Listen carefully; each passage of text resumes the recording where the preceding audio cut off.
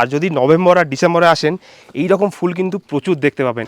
তো আপনারা যদি আসেন November December is the right time. আর জায়গাটা খুব সুন্দর, জঙ্গলের মাঝখানে, মানে পাইন ফরেস্টে ঘেরা, ছোটো ছোটো পাহাড়ি ফুল কিছু রয়েছে। তবে গরমের জন্য দার্জিলিং যাওয়ার পথে অবশ্যই এখানে দাঁড়িয়ে এখানকার যে ফ্লাওয়ার ভ্যালি আছে অবশ্যই দেখে যাবেন। শুধু দার্জিলিং আর গ্যাংটক নয়, এই নীল সবুজ পাহাড়ের মাঝখানেও রয়েছে বেশ কিছু অজানা অফবিট জায়গা। অনেক সময় তার নামকরণের সঙ্গে রূপের অনেকটা অমিল থাকলেও জায়গাগুলো খুবই শান্ত আর প্রাকৃতিক দৃশ্যে ঘেরা। আজকের আমরা এমনই একটা জায়গায় যাব যার নাম গুফা পাতাল। একসময় বেশ কিছু পাহাড়ি সাধু সেখানে ধ্যান করতো বলে দার্জিলিং থেকে বেশ কিছুটা নিচে নেপালের সীমানায় জায়গাটির নামকরণ হয়েছিল গুফা পাতাল।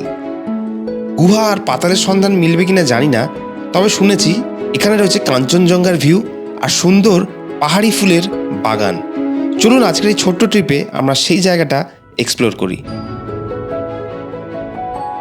দার্জিলিংয়ের কাছে ছোট্ট একটা অফবিট জায়গা গুফা পাতাল। আজকের আরেকটা অফবিট ডেস্টিনেশনে আপনাদেরকে নিয়ে যাব, যেটা দার্জিলিংয়ের খুব কাছাকাছি। জায়গাটার নাম গুফা পাতাল। অনেকেই নামটা শুনেছেন বা শোনেননি। জায়গাটা কতটা সুন্দর, সেখানে একটা ফ্লাওয়ার ভ্যালি রয়েছে, মানে ফুলের গার্ডেন রয়েছে। তো আজকে সেই জায়গাটা এক্সপ্লোর করবো, আপনাদেরকে এক্স্যাক্টলি বলবো সেই জায়গায় ভিউটা কেমন, সেই জায়গায় কতগুলো হোমস্টে আছে আর কতক্ষণ সময় লাগবে।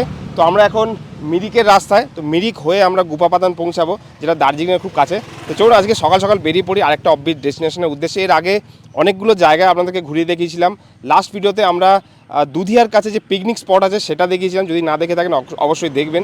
তো আজকের আবার একটা অফবিট জায়গা, এখান থেকে সোজা মিরিক, আর মিরিক থেকে যাব গুফা পাতাল। তো আশা করছি ভিডিওটা ভালো লাগবে। ভালো লাগলে অবশ্যই লাইক করবেন, কমেন্টস করবেন, আর চ্যানেলটিকে অবশ্যই সাবস্ক্রাইব করে নেবেন। তো আজকের অফবিট ডেস্টিনেশন গুফা পাতাল।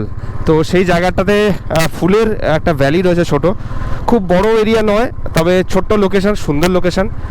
আজকের মিরিকের রাস্তা হয়ে সেই দিকে যাব। তো ডেফিনেটলি দুদিকে চায়ের বাগান, সামনে লম্বা গাছের লাইন, আর মাঝখান দিয়ে রাস্তা। দারুণ লাগবে সকাল সকাল এরকম রাস্তা দিয়ে বেরোতে। এখন প্রায় ঘড়িতে 10:15। আমরা শিলিগুড়ি ছেড়েছি 9টার সময়, আস্তে আস্তে 1 ঘন্টা লাগলো এই পর্যন্ত। তো দেখা যাক নতুন জায়গাটা কেমন লাগে। আমরা এখন এসে গেছি দুধিয়ার কাছে। তো দুধিয়া একটা দারুণ পিকনিক স্পট। এখানে ঝর্ণা রয়েছে, ছোট্ট নদী, পাহাড়, সব কিছুই রয়েছে।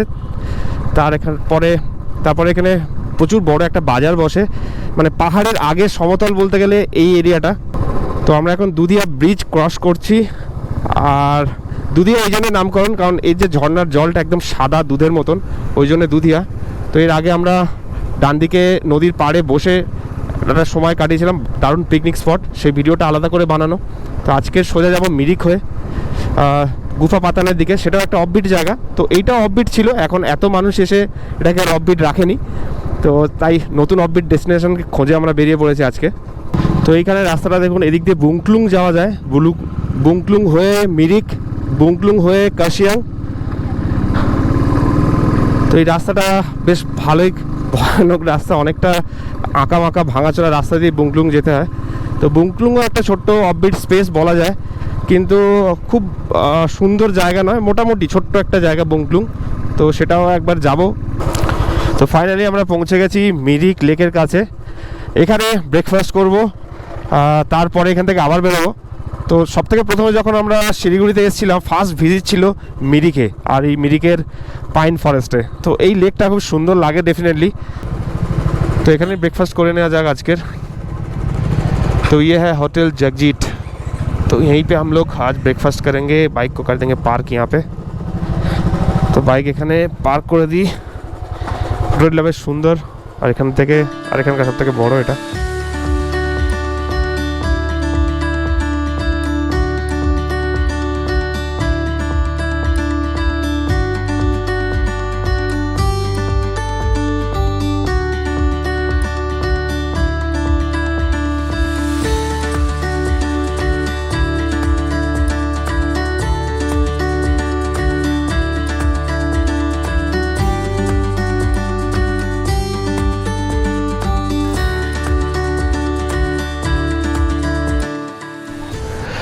তো খাওয়া দাওয়া কমপ্লিট করে আবার মিরিকের রাস্তা ধরে, এখান থেকে আর 45 মিনিটের মতন রাস্তা, 14 কিলোমিটার দেখাচ্ছিল, যেটা অ্যাকচুয়ালি কিন্তু নেপালের দিকেই, মানে নেপালের মধ্যেই জায়গাটা পড়বে।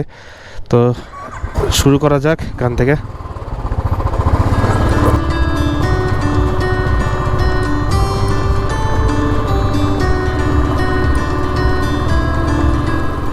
তো মিরিক থেকে গুফা পাতাল যাওয়ার পথে পড়বে গোপালধারা টি গার্ডেন।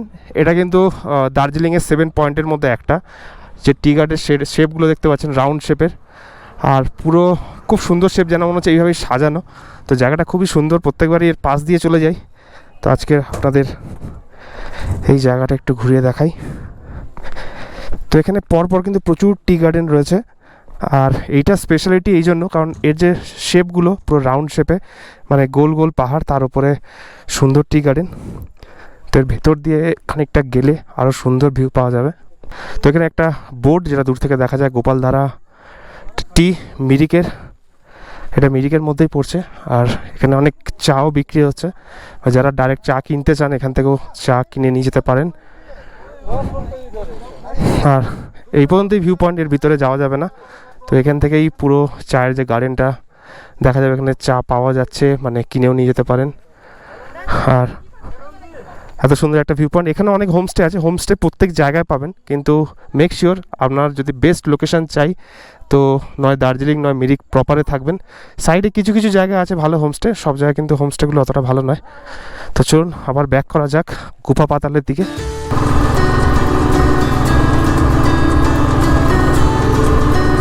আমরা পৌঁছে গেছি গুফা পাতাল ভিউ পয়েন্টে, একদম মিরিকের রাস্তার পাশেই এটা। এখানে বাইক রাখতে হবে।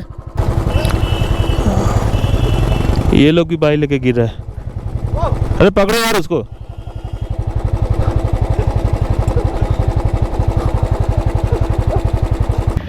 তো এই হলো মিরিক যাওয়ার রাস্তা, মানে মিরিক হয়ে দার্জিলিং যাওয়ার রাস্তা। আর এখানে সেই ভিউ পয়েন্ট একদম রাস্তার পাশে। প্রথমে মনে হচ্ছিল অনেকটা অফবিট জায়গা ক্রস করে, মানে অফবিট রাস্তা ক্রস করে যেতে হবে, কিন্তু একেবারেই রাস্তার পাশেই ভিউ পয়েন্টটা।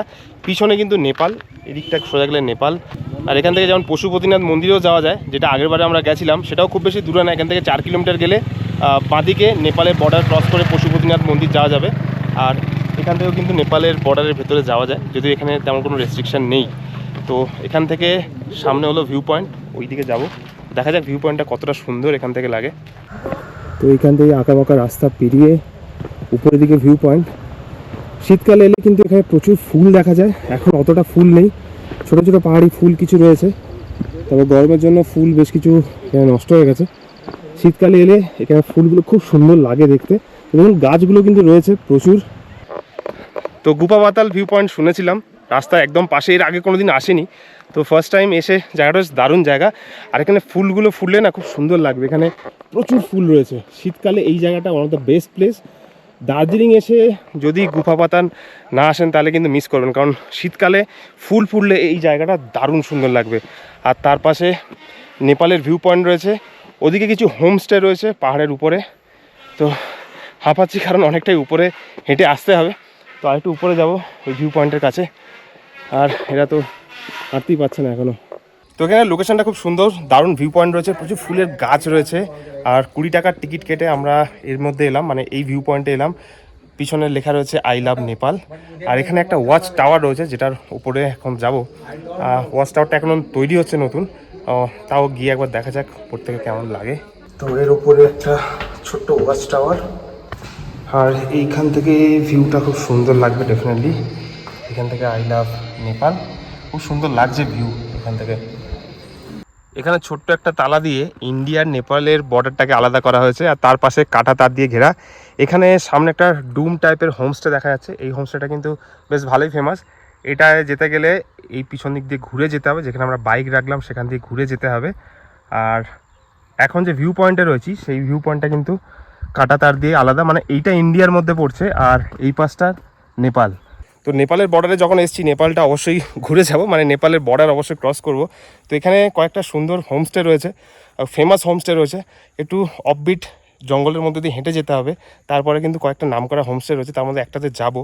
তো রাস্তাটা একটু পাইন ফরেস্টের মধ্যে দিয়ে বেশ খানিকটা হাঁটতে হবে, তারপরেই কিন্তু সেই হোমস্টে। তো চলুন সেই হোমস্টেটা একবার ঘুরে দেখিয়ে আসি, আর কন্ট্যাক্ট নাম্বার দিয়ে দেবো যদি আপনারা আসতে চান। তো একদিনের ছোট্ট ট্রিপের জন্য এই হোমস্টেটা কিন্তু খারাপ নয়। গুফা পাতালের ফেমাস হোমস্টে সেটা হলো রুদ্র ইকো হাট। তো এখানে দেখুন ছোটো ছোটো বেশ কয়েকটা কটেজ করা রয়েছে। এর ভিউ পয়েন্টটা খুব সুন্দর, সামনে একটা ডুম করা রয়েছে, এখানে যাব। গুফা পাতাল ভিউ পয়েন্টের সবথেকে সুন্দর হোমস্টে হলো যেখানে আমরা দাঁড়িয়ে রয়েছি, রুদ্র ইকো হাট। তো এখানে একটা ডোম টাইপের হোমস্টে রয়েছে, যেটা খুব সুন্দর লাগে দেখতে। ইউটিউবে অনেকে এটার ওপর ভিডিও বানিয়েছে, আর জায়গাটা খুব সুন্দর, জঙ্গলের মাঝখানে মানে পাইন ফরেস্টে ঘেরা, আর সুন্দর একটা অফবিট জায়গা যেখানে সচরাচর সবসময় লোকজন আসা যাওয়া করে না। আর লোকেশনটা বেশ সুন্দর, আপনাদেরকে দেখিয়ে দিই একটু। তো এটা কিন্তু একটা বাড়ির ছাদের উপর বানানো ছোট্ট ডোম, আর তার মধ্যেই রয়েছে একটা হোমস্টে। বেশ সুন্দর জায়গা। তো যাই হোক, গেটটা এখন বন্ধ রয়েছে। এখান থেকে ভিউ পয়েন্টটাও খুব ভালো পাবেন। তো সুন্দর ভিউ পয়েন্ট উপরে, আর জায়গাটা খুব নিরিবিলি জায়গা, মানে একদম শান্তশিষ্ট জায়গার মধ্যে যদি হোমস্টে চান তাহলে এই গুফা পাতালের এই রিসর্টটা কিন্তু খুব সুন্দর। আর এখানে বেশ সাজানো গোছানো, আর সারাদিন ধরে ওই পাহাড়ের মধ্যে বসে থাকতে পারবেন। তো চলুন এখান থেকে মেন আমাদের যে ভিউ পয়েন্ট সেগুলোর কাছে যাব। আর গুফা পাতানের নামটা গুফা পাতান কেন হলো সেটা জানার আমার খুব ইচ্ছা হচ্ছে। তো এই হলো গুফা পাতাল ভিউ পয়েন্ট। এখানে ছোট ছোট বেশ সুন্দর পাইন গাছ ঘেরা এই বাগান, আর এখানে ফুল প্রচুর রয়েছে। আর যদি নভেম্বর আর ডিসেম্বরে আসেন, এই রকম ফুল কিন্তু প্রচুর দেখতে পাবেন। এই জায়গাটা মেনলি ফুলের জন্য বিখ্যাত। এইরকম প্রচুর গাছে ভরে যায় এই জায়গাটা, স্পেশালি নভেম্বর আর ডিসেম্বরে। এখান থেকে পাইন গাছে ঘেরা পাহাড় দেখতে পাবেন, কাঞ্চনজঙ্ঘা ভিউও দেখা যায়। আর তার সঙ্গে সঙ্গে এখানে একটা ভিউ পয়েন্টও তৈরি করা হচ্ছে। জায়গাটা আস্তে আস্তে ডেভেলপ করছে, এখানে প্রচুর হোমস্টেও রয়েছে। তো গুফা পাতাল নামটা একটু অদ্ভুত আমারও মনে হচ্ছিল। তো এবারে একটু জেনে নেবো যে গুফা পাতাল নামটা কীভাবে এসছে। তো এখানে একজন আঙ্কেল আছেন যার কাছ থেকে জেনে নেবো গুফা পাতাল নামকরণের কারণটা। तो गुफा पातान व्यू पॉइंट ऐसे अंकल संगे देखा हुए। तो अंकल थोड़ा सा बताइए, ये जो गुफा पाताल बोलते हैं ये किस लिए बोला जाता है, थोड़ा सा बता दीजिए अंकल। यहाँ गुफा पाताल भन्ने यो बौद्ध धर्मावलम्बीहरूको ध्यान बस्ने जग्गा। अच्छा। यो आज मात्रै होइन, अघि यो 300 वर्ष अघि लाप्चाहरू पनि यहाँ गुफा बस्थ्योहरू, ध्यान बस्ने जग्गा। মানে যেটা উনি বলছেন সেটা হচ্ছে এখানে আগে 300 বছর পুরনো জায়গা এটা, যেখানে সাধুরা এসে ধ্যান করতো। ध्यान करते ध्याনের জন্য কিন্তু গুফা পাতান জায়গাটার नाम हाँ, হয়েছে। ते तो गुफा पीछे नेपाल का बॉर्डर है अंकल, तो यहाँ पे कोई परमिट लगता है जाने के लिए, पीछे जाने के लिए? ये परमिट नहीं लगता है। देखिए, आपका नेपाल भारत का जनता जहाँ पनि जाता है, आप पनि हम पनि नेपाल के भारत जान सकता है, भारत के भी नेपाल आउन सकता है, कोई परमिट को नहीं। এখান থেকে মানে ওই নেপালের দিকে যাওয়া যাবে, নেপাল থেকে এদিকে আসা যাবে, এখানে কিন্তু কোনো পারমিট লাগবে না। পশুপতিনাথ যে ফাটকটা রয়েছে ওখানে কিন্তু পারমিশন লাগবে।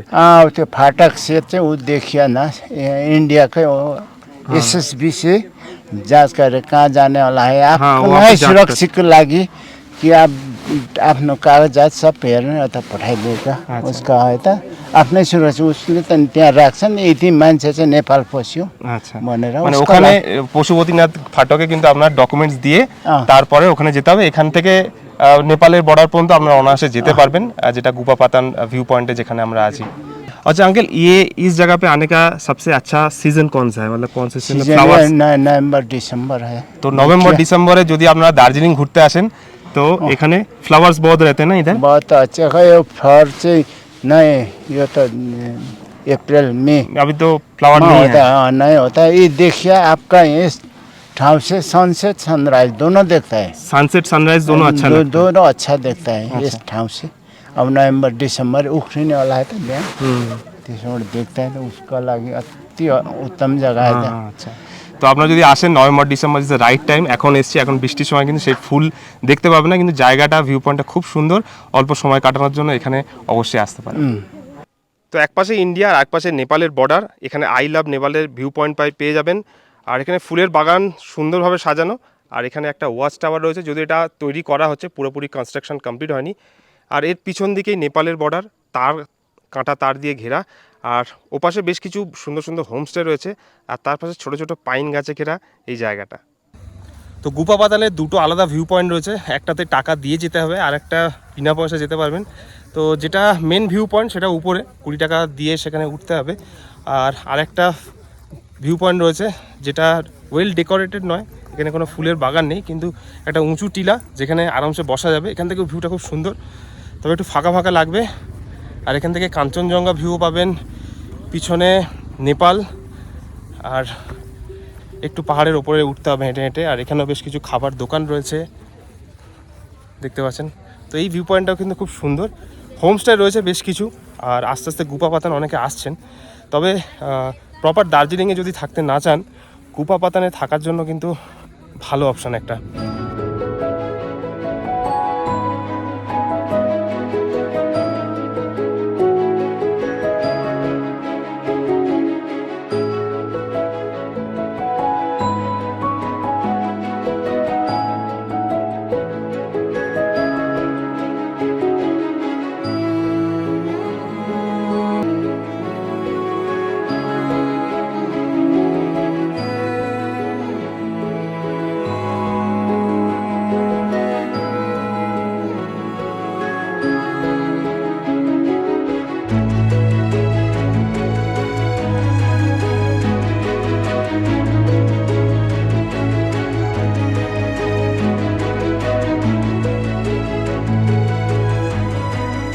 তো দার্জিলিং যাওয়ার পথে আরেকটা অফবিট ডেস্টিনেশন গুফা পাতাল।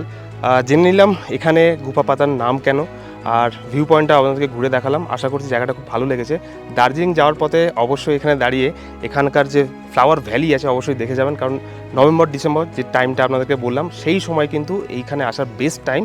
এখানে প্রচুর ফুল থাকে, প্রচুর সুন্দর গার্ডেন থাকে। আমরা এখানে গুফা পাতাল যে ভিউ পয়েন্ট রয়েছে ভিউ পয়েন্টে দাঁড়িয়ে রয়েছি। এরপরে আরেকটা ভিউ পয়েন্ট রয়েছে, সেটা কিন্তু ফ্রি, এখানে 20 টাকার টিকিট দিয়ে আসতে হবে। আর এখানে আই লাভ নেপালও দেখতে পাবেন। ছবি তোলার জন্য আদর্শ জায়গা, সময় কাটানোর জন্য দারুণ। আর হোমস্টেতেও থাকতে পারেন, এখানে বেশ কিছু হোমস্টে রয়েছে, একটা ডুম হোমস্টে নিচে রয়েছে, সেটাও দেখালাম। ভিডিও কেমন লাগছে অবশ্যই কমেন্টসে জানাবেন। আর আমাদের আগের ভিডিওগুলো দেখার জন্য নিচে ডিসক্রিপশানে গিয়ে চেক করবেন, অনেক অফবিট জায়গার ডিসক্রিপশান আমরা করেছি। দেখা হবে পরের ভিডিওতে আর একটা নতুন জায়গায় আর একটা নতুন গল্প নিয়ে।